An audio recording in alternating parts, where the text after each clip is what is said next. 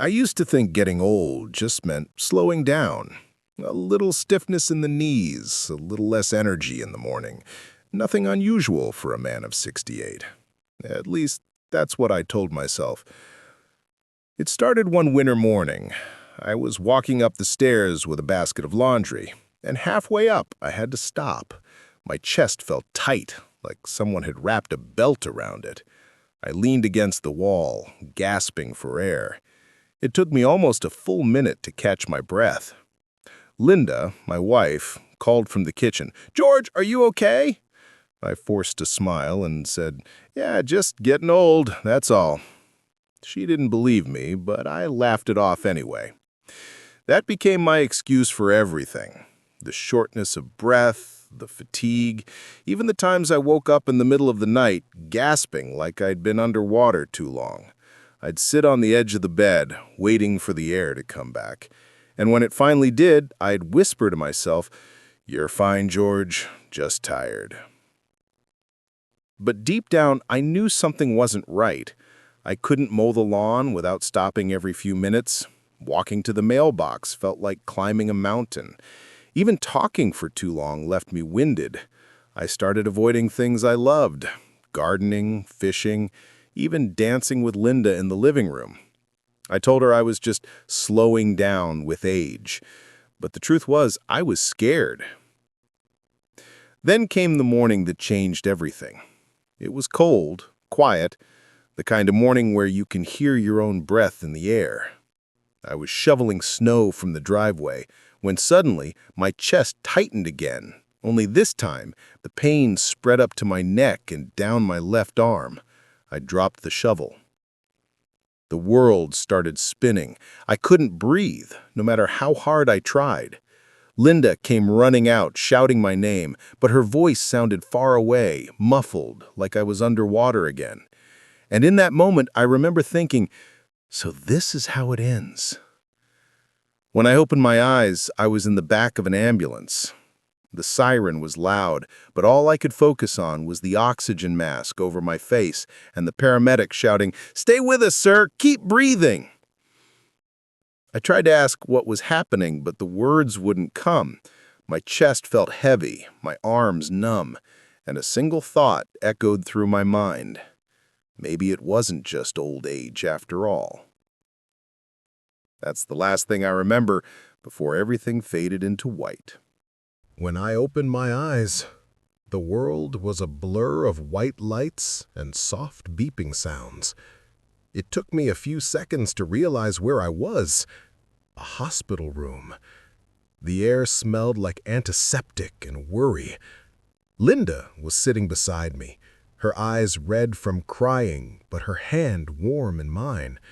When she saw me wake up, she whispered, "You scared me half to death, George." I tried to speak, but my throat was dry. The doctor entered, a calm man with kind eyes, and pulled a chair close to my bed. He looked at me for a long moment before saying, "Mr. Collins, you had what we call a congestive heart failure episode." Those words hit me like a hammer. "Heart failure?" I whispered, barely believing it. He nodded gently.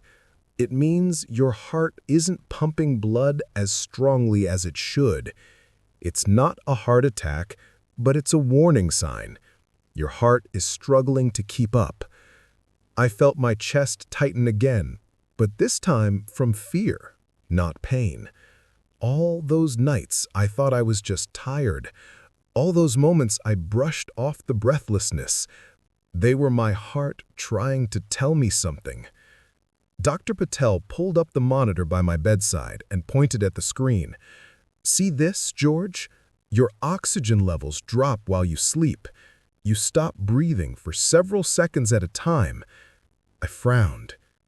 "You mean I stop breathing?" He nodded. "It's called sleep apnea. It puts extra stress on your heart, and over time, that stress causes damage." I couldn't believe it. All this time, I thought the problem was aging, but it was my own body struggling for air while I slept. Dr. Patel continued, We caught it in time. You're lucky, George. With treatment, medication, and a few lifestyle changes, you can get stronger again. I turned my head toward Linda. She was crying quietly, but when our eyes met, she smiled through the tears and said, "We're going to fix this, okay?" I nodded slowly. For the first time in weeks, I felt something I hadn't felt in a long time. Hope.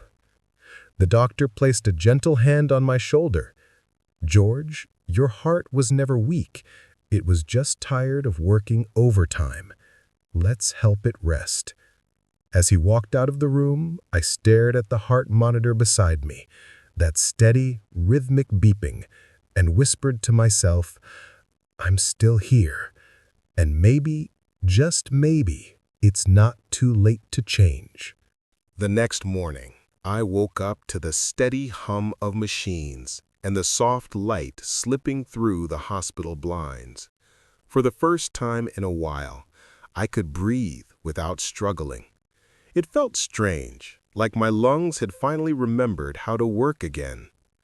Dr. Patel came in with a chart in his hand and a quiet smile. "You slept better last night," he said. I nodded. "Yeah, I think I did." He pulled up a chair beside my bed and said something that stuck with me forever. "George, most people your age think shortness of breath is just part of getting old, but it's not. The heart doesn't weaken because of age. It weakens because of what it goes through." He explained how my heart had been fighting a silent battle for years. Sleep apnea had been cutting off my oxygen every night, forcing my heart to pump harder and harder just to keep blood flowing. Every breath I missed was like a small punch to my heart, and slowly, quietly, it began to tire out. Dr. Patel drew a simple diagram on a notepad, showing how the heart tries to compensate when it's low on oxygen. "See, George," he said, "when your body doesn't get enough oxygen, your heart starts to enlarge, trying to pump more blood. That's why you felt heavy, tired, short of breath. Your heart has been whispering for help for years. You just didn't know how to listen." Those words cut deep, because he was right. Every little sign, the exhaustion, the night gasps, the swelling in my ankles, I ignored them. I thought they were just signs of aging. But they were warnings, quiet signals my body was sending, hoping I'd pay attention. Dr. Patel placed a small device on the table beside me. "This is a CPAP machine," he explained. "It'll help you breathe properly while you sleep. No more oxygen drops, no more strain on your heart. We'll also start you on medications to help your heart recover." I stared at the machine, a strange mix of relief and guilt washing over me. Relief that there was a solution, guilt that I had waited this long to find it. He smiled and said, "George, your heart isn't broken. It's just tired. And tired things can heal if we give them the chance." After he left, I sat there, staring out the window. The city looked alive, cars moving, birds gliding, people walking with purpose. And for the first time in months, I wanted to be part of that again. That night, they fitted me with the CPAP machine. It felt awkward at first, the mask over my face, the quiet hiss of air. But within minutes, I felt something incredible. My chest rising and falling with ease, my heart beating steady and calm. As I drifted to sleep, a thought came to me, soft and clear. Maybe aging doesn't mean losing strength. Maybe it just means learning to listen better. It's been 6 months since that hospital stay, and I still remember the first morning I woke up feeling alive. The sun felt warmer, the air felt lighter, and my body, my heart, no longer felt like a burden. Every night now, I wear that CPAP mask. At first, I hated it. It made me feel weak, like I needed help to breathe. But then I realized accepting help doesn't make you weak. It means you care enough to live. Dr. Patel told me my heart was recovering. My oxygen levels were normal again. I even started walking to the park every morning. The first time, I barely made it to the gate. Now, I walk the full loop, sometimes twice. Every step reminds me how close I came to losing it all. Not because of disease, but because I mistook warning signs for just getting old. One afternoon, I sat on a bench by the lake, watching the ducks glide across the water. An older gentleman sat beside me and said, "You look like a man who's seen a few storms." I smiled. "Yeah, but I finally learned to dance in the rain." He laughed, and I told him about my journey, how I thought shortness of breath was just part of aging, how I ignored my swelling feet and restless nights, how a simple test and a kind doctor changed everything. He listened quietly, then said something I'll never forget. Maybe God lets the body whisper before it screams, so that we learn to pay attention.